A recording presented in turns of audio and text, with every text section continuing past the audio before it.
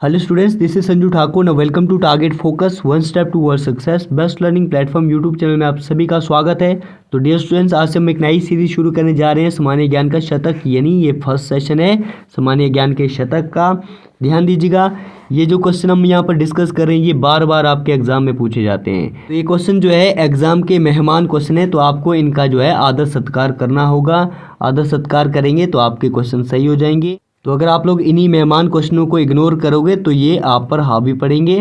तो एग्जाम देने से पहले एक बार इन क्वेश्चनों को जरूर देख लेना है, क्योंकि रिवीजन मस्ट होता है, रिवीजन जरूरी होता है। तो ये जो सीरीज हम शुरू करने जा रहे हैं सामान्य ज्ञान का शतक, ये आपके HP TET, TGT, HP police, forest guard, clerical, JOA, patwari, BEd entrance, जितने भी स्टेट लेवल के एग्जाम है या फिर अदर एग्जाम है, तो उन सभी के लिए काफ़ी ज़्यादा इंपॉर्टेंट होने वाली है सीरीज।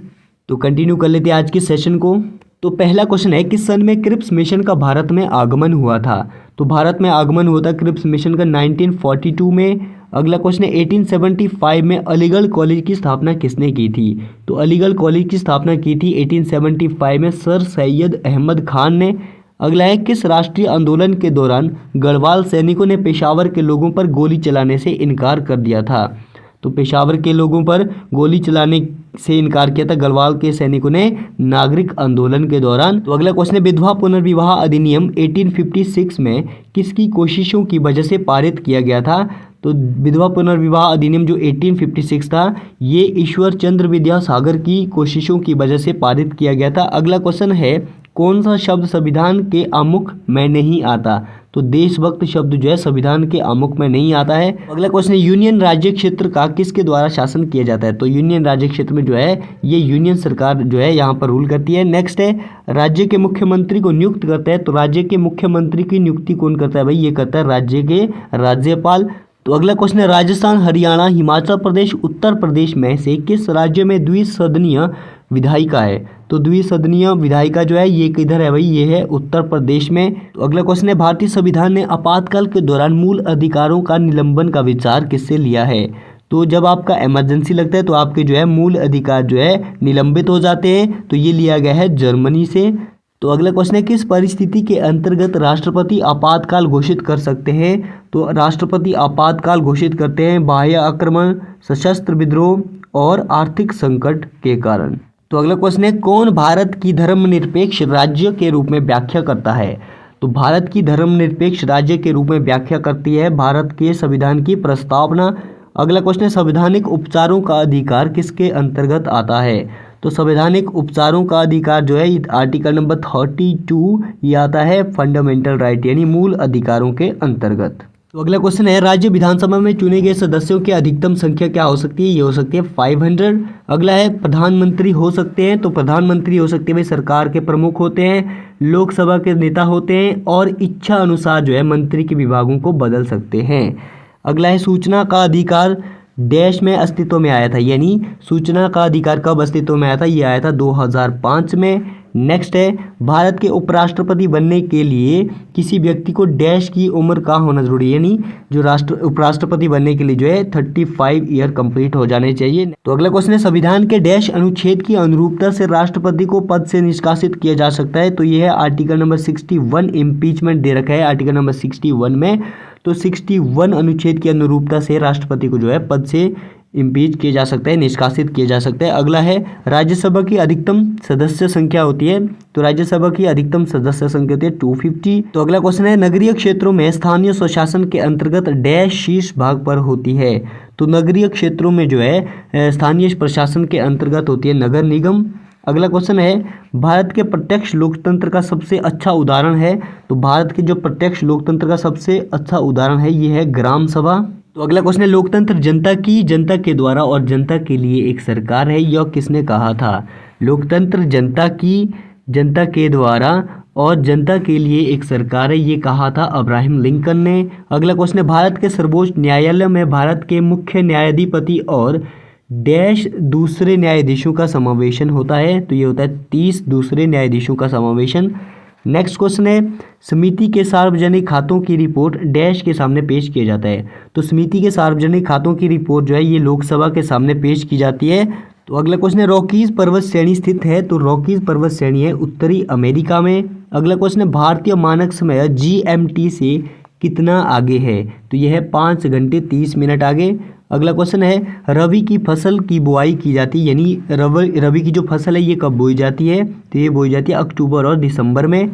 अगला क्वेश्चन है यह राज्य सोयाबीन उत्पादन में सर्वोच्च स्थान पर है। तो सोयाबीन उत्पादन में जो मध्य प्रदेश है ये क्या है? सर्वोच्च स्थान पर है। नेक्स्ट है लोकसभा चुनाव में भाग लेने की अल्पतम आयु अर्हता होती है। तो अल्पतम आयु होती है लोकसभा के लिए 25 ईयर। तो अगला क्वेश्चन है भारत के राष्ट्रपति लोकसभा को भंग कर सकते हैं प्रधानमंत्री की सलाह पर।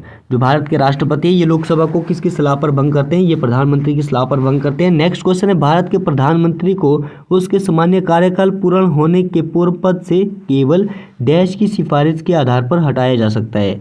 तो भारत के राष्ट्रपति को जो है उनके कार्यकाल पूर्ण होने से पूर्व जो है संसद के दोनों सदनों की सिफारिश के आधार पर हटाया जा सकता है। अगला क्वेश्चन है हमारे संविधान की प्रस्तावना में सन्निहित है। तो यह है वयस्क मताधिकार। तो अगला क्वेश्चन है हमारे संविधान की प्रस्तावना में यह प्रावधान है कि भारत एक क्या है? सार्वभौमिक, समाजवादी, धर्मनिरपेक्ष तथा लोकतांत्रिक गणतंत्र है।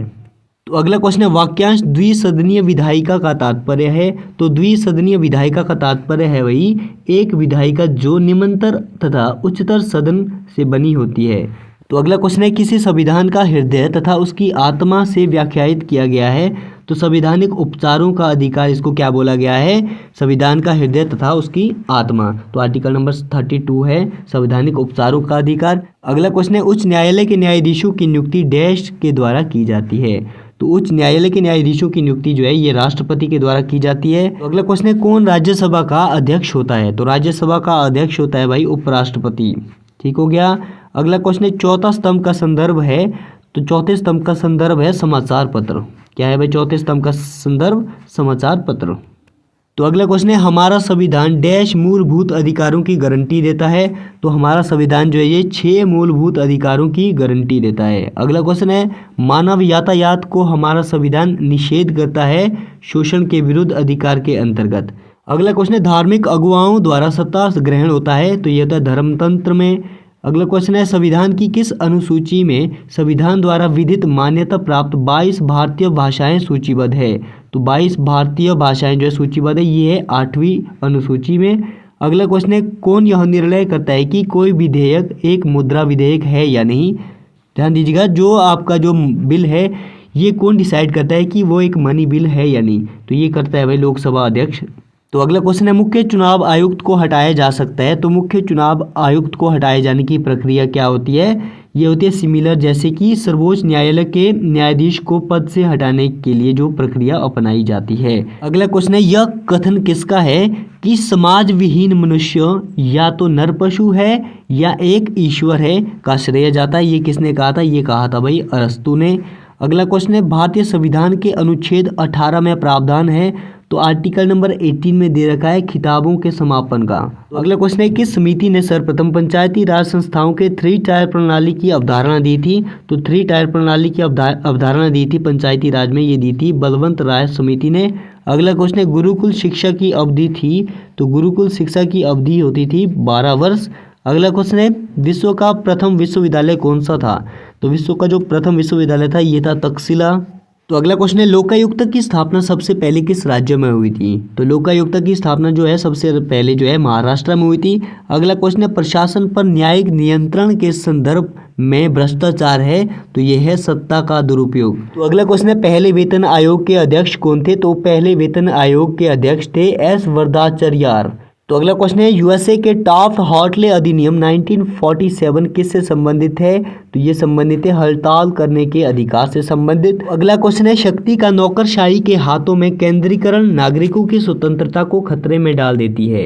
ये कथन किसके है? क्या क्या बोला गया है? शक्ति का नौकरशाही के हाथों में केंद्रीकरण नागरिकों की स्वतंत्रता को जो है खतरे में डाल देती है। ये थे H.J. लस्की के विचार। तो अगला क्वेश्चन है गोटेस्टोल्ड टेस्ट जो है ये किसकी जांच के लिए किया जाता था? ये किया जाता था प्रशासनिक योग्यता को जांचने के लिए किया जाता था। तो अगला क्वेश्चन है लुम्बिनी किसका जन्म स्थान है? तो लुम्बिनी जो है ये है गौतम बुद्ध का जन्म स्थान। अगला क्वेश्चन है लाइट ऑफ एशिया के नाम से किसे जाना जाता है? तो लाइट ऑफ एशिया के नाम से जाना जाता है गौतम बुद्ध को। तो अगला क्वेश्चन है चेन्नई, हैदराबाद, विशाखापट्टनम और भुवनेश्वर में से कौन सा शहर स्वर्णिम चतुर्भुज बनाने वाली सड़कों से नहीं जुड़ा है? तो हैदराबाद जो है स्वर्णिम चतुर्भुज बनाने वाली सड़कों से नहीं जुड़ा है। अगला क्वेश्चन है नौल सरोवर पक्षी विहार कहाँ स्थित है? तो नौल सरोवर जो पक्षी विहार ये है गुजरात में। अगला क्वेश्चन है इंडिका के लेखक कौन है? तो इंडिका के लेखक है मैगस्थनीज। तो अगला क्वेश्चन है कौटिल्य की अर्थशास्त्र नामक पुस्तक मुख्यतः किस विषय से संबंधित है? तो कौटिल्य की जो अर्थशास्त्र नामक पुस्तक है ये है राज्य संचालन के सिद्धांतों से संबंधित। तो अगला क्वेश्चन है कलिंग का युद्ध कब हुआ था? तो ये हुआ था 261 ईसा पूर्व में। अगला क्वेश्चन है शक संवत का आरंभ कब हुआ था? तो शक संवत का आरंभ हुआ था 78 ईस्वी में। तो अगला क्वेश्चन है कनिष्क के साम्राज्य की राजधानी कहाँ थी? तो कनिष्क के साम्राज्य की राजधानी थी भाई पेशावर में। अगला क्वेश्चन है बुद्ध चरित के रचनाकार कौन थे? तो बुद्ध चरित के रचनाकार थे अश्वघोष। अगला क्वेश्चन है प्रसिद्ध पुस्तक इलाहाबाद प्रशस्ति किसकी रचना है? तो प्रसिद्ध पुस्तक इलाहाबाद प्रशस्ति ये जो है हरिसेन की रचना है। तो अगला क्वेश्चन है ह्यूनसेंग कौन था? तो ह्यूनसेंग था एक चीनी यात्री जो आपके हर्ष के शासनकाल में भारत में आया था। नेक्स्ट है फायान किसके शासनकाल में भारत आया था? तो फायान आया था चंद्रगुप्त द्वितीय के शासनकाल में भारत। अगला क्वेश्चन है मेघदूत किसके द्वारा लिखा गया है? तो मेघदूत के राइटर है कालिदास। अगला क्वेश्चन है रत्नावली के रचयिता कौन है? तो रत्नावली के रचयिता है भाई हर्षवर्धन। अगला क्वेश्चन है गुप्त वंश का नाश किसने किया? तो गुप्त वंश का नाश किया था हुणों ने। नेक्स्ट क्वेश्चन है चालुक्यों की राजधानी किधर थी? तो चालुक्यों की राजधानी थी वातापी में। अगला क्वेश्चन है एलोरा के प्रसिद्ध कटी चट्टानों से बने शिव मंदिर का निर्माण किसने करवाया था? तो एलोरा के प्रसिद्ध जो शिव मंदिर का निर्माण है ये करवाया था कृष्ण प्रथम ने। तो अगला क्वेश्चन है चोल वंश के संस्थापक कौन थे? तो चोल वंश के संस्थापक थे क्रिकुला। अगला क्वेश्चन है चित्तौड़ के प्रसिद्ध कीर्ति स्तंभ या फिर टावर ऑफ विक्ट्री का निर्माण किसने करवाया था? तो चित्तौड़ का जो प्रसिद्ध टावर ऑफ विक्ट्री है इसका निर्माण कराया था राणा कुंभा ने। नेक्स्ट क्वेश्चन है महमूद गजनवी द्वारा ध्वस्त किया गया सोमनाथ मंदिर किस देवता से संबंधित था? तो महमूद गजनवी ने जो सोमनाथ का मंदिर जो है ये ध्वस्त किया था ये था भगवान शिव का मंदिर। तो अगला क्वेश्चन है अरबों ने भारत पर प्रथम आक्रमण कब किया था? तो अरबों ने भारत पर प्रथम आक्रमण किया था 712 ईस्वी में। तो अगला क्वेश्चन है दीवाने अर्ज या सैनिक कार्य विभाग किस शासक ने बनवाया था? तो ये बनवाया था बलबन ने। तो अगला क्वेश्चन है सबसे बुद्धिमान मूर्ख की संज्ञा किस मुस्लिम शासक को दी जाती है? तो ये दी जाती है भाई मोहम्मद बिन तुगलक को। अगला क्वेश्चन है खराज क्या था? तो खराज था भाई एक भूमि कर। अगला क्वेश्चन है दिल्ली सल्तनत का प्रथम सुल्तान कौन था? तो दिल्ली सल्तनत का प्रथम सुल्तान था कुतुबुद्दीन ऐबक। तो अगला क्वेश्चन है भारत की राजधानी को दिल्ली से आगरा किसने स्थानांतरित किया था? तो भारत की राजधानी को दिल्ली से आगरा स्थानांतरित किया था सिकंदर लोधी ने। नेक्स्ट क्वेश्चन है पंचतंत्र किसने लिखी है? तो पंचतंत्र लिखी है भाई विष्णु शर्मा ने। तो अगला क्वेश्चन है बहमनी राज्य की स्थापना कब हुई थी? तो बहमनी राज्य की स्थापना हुई थी 1347 ईस्वी में। तो अगला क्वेश्चन है तालीकोटा की लड़ाई कब लड़ी गई थी? तो तालीकोटा की लड़ाई लड़ी गई थी 1565 ईस्वी में। नेक्स्ट क्वेश्चन है तुगलकनामा किसने लिखी थी? तो तुगलकनामा लिखी थी अमीर खुसरो ने। अगला क्वेश्चन है तराइन की दूसरी लड़ाई में पृथ्वीराज चौहान को किसने हराया था? तो तराइन की दूसरी लड़ाई में जो है पृथ्वीराज चौहान को हराया था मोहम्मद गौरी ने। नेक्स्ट क्वेश्चन है गीत गोविंद के रचयिता कौन है? तो गीत गोविंद के रचयिता है जयदेव। नेक्स्ट क्वेश्चन है सिख धर्म में खालसा के संस्थापक कौन है? तो खालसा पंथ के संस्थापक कौन है भाई? ये है गुरु गोविंद सिंह। नेक्स्ट क्वेश्चन है चंगेज खान ने किसके शासनकाल के दौरान भारत पर आक्रमण किया था?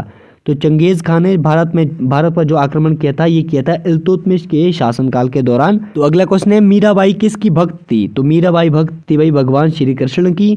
नेक्स्ट क्वेश्चन है पानीपत की पहली लड़ाई कब हुई थी? तो पानीपत की पहली लड़ाई हुई थी 1526 ईस्वी में। नेक्स्ट क्वेश्चन है इतिहास में शेरशाह को किस रूप में याद किया जाता है? तो इतिहास में जो है शेरशाह को एक महान प्रशासक के रूप में याद किया जाता है। नेक्स्ट क्वेश्चन है लोकसभा का स्पीकर कौन सी समिति का पदेन सभापति होता है? तो लोकसभा का जो स्पीकर होता है ये होता है रूल्स कमेटी का पदेन सभापति। तो अगला क्वेश्चन है भारत की जनसंख्या में कितने प्रतिशत लोग हिंदू धर्म से संबंधित है? तो हिंदू धर्म से संबंधित है 80.5% लोग। नेक्स्ट क्वेश्चन है भारत के किस धार्मिक वर्ग की जनसंख्या वृद्धि दर सबसे अधिक है? तो जनसंख्या वृद्धि दर जो है सबसे अधिक है मुस्लिम धार्मिक वर्ग की। अगला क्वेश्चन है भारत के किस राज्य या फिर केंद्र शासित प्रदेश में हिंदू की संख्या सबसे अधिक है? तो हिंदू की जो सबसे अधिक संख्या ये है हिमाचल प्रदेश में। नेक्स्ट क्वेश्चन है भारत की कुल जनसंख्या में से कितने प्रतिशत लोग शहरी इलाकों में रहते हैं? तो शहरी इलाकों में रहते हैं भाई 28% लोग। तो आज के सेशन में हमने डिस्कस किए top 100 most important question, most repeated question जो आपके एग्जाम में हर बार पूछे जाते हैं। तो आज के सेशन में इतना ही करते हैं। उम्मीद है आप सभी को आज का सेशन पसंद आया होगा। तो अगर पसंद आया होगा तो लाइक शेयर सब्सक्राइब कीजिए टारगेट फोकस यूट्यूब चैनल को और बने रहिए हमारे साथ।